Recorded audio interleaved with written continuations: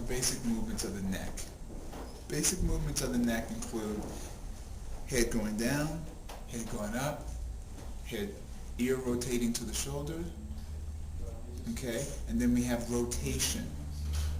Okay, those are the basic movements that the neck needs to go through pretty much every day. If you're able to do that, then you're going to stretch all the muscles on the anterior part of the neck and all the muscles on the posterior part of the neck.